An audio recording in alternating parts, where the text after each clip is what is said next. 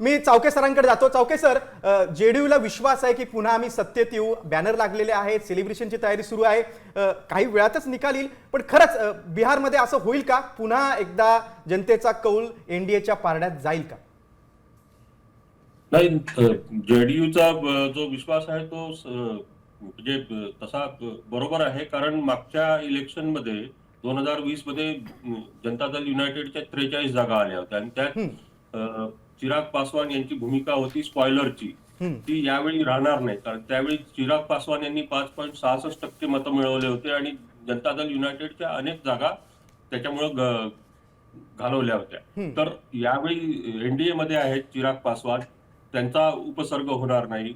शिवाय नितीश कुमार यांची ही शेवटची निवडणूक आहे. नितीश कुमार एक अजातशत्रू व्यक्तिमत्व असं त्यांचं एकंदरीत चित्र निर्माण झालेलं आहे. मग चावके सर, एक सहानुभूतीची लाट आहे का नितीश कुमारांबाबत?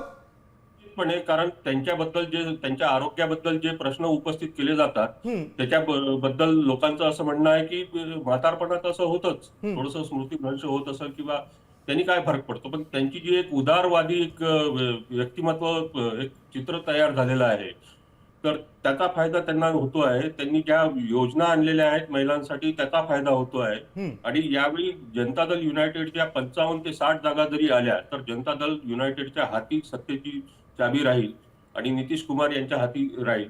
भले जनता दल युनायटेडचे अनेक नेते भाजपच्या वळचणीला गेलेले आहेत, त्यांच्या इशाऱ्यावर आदेशावर काम करतात, पण नितीश कुमार हे या सगळ्या निवडणुकीत मुख्य भूमिका, किंग आणि किंग मेकर हे नितीश कुमारच राहतील अशी शक्यता आहे. अगदी बरोबर.